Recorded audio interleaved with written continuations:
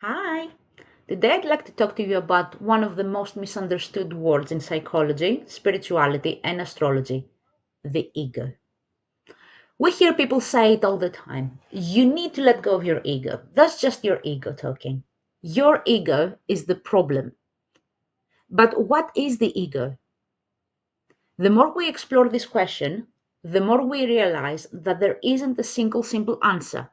Psychology, Hermetic philosophy, and astrology all approach it from a different perspective, and together they reveal something far more fascinating than the popular idea of the ego as simply arrogance or selfishness. In psychology, the ego is the center of our conscious identity. It is the part of the psyche that allows us to say, "This is me." It organizes our thoughts, our memories, our decisions, and our relationship with the world around us. Without it, we would struggle to function as individuals. In Hermetic philosophy, we expand this idea further. Consciousness requires a vessel through which it can experience the physical world.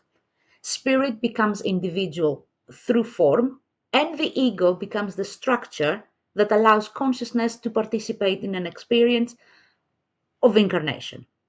It gives us a unique perspective through which life can be lived. On an evolutionary astrology level, this is a different layer. The birth chart is not simply a collection of personality traits, it describes the architecture of consciousness. The sun represents the central organizing principle of identity. The moon creates emotional familiarity and security. Saturn establishes boundaries, structure, and definition. Together, they form much of what we experience as the ego. This is where the conversation becomes much more interesting. The ego is neither good or bad, it is necessary. Without an ego, there is no individual experience, no personal growth, and no conscious participation in life. The question is never whether we have an ego, the question is how we relate to it. Things become even more complex when we begin to explore the wounds of the ego. Throughout our lives, our sense of identity is shaped by our experiences. Some strengthen it, others leave deep psychological impressions that influence how we protect ourselves, how we seek approval, and how we avoid rejection and how we define our own worth. This is where Chiron becomes incredibly important in evolutionary astrology. Many people describe Chiron as the wound of the soul. My own work approaches it differently.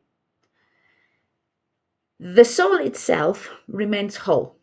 Chiron describes a wound within the structure of the ego, the identity we have built to navigate this lifetime. When that structure is wounded, it develops strategies for survival.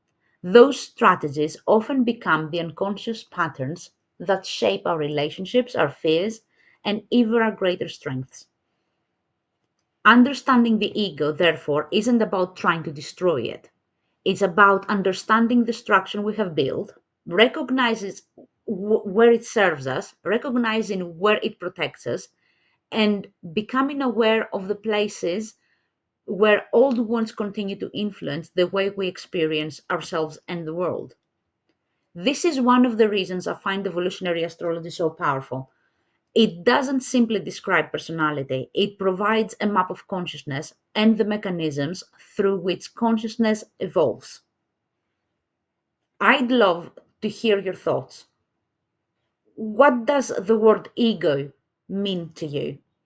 If you would like to explore these ideas in greater depth, you can find links to my books, articles, and services in the descriptions below. Thank you for watching, and I'll see you next time. Take care.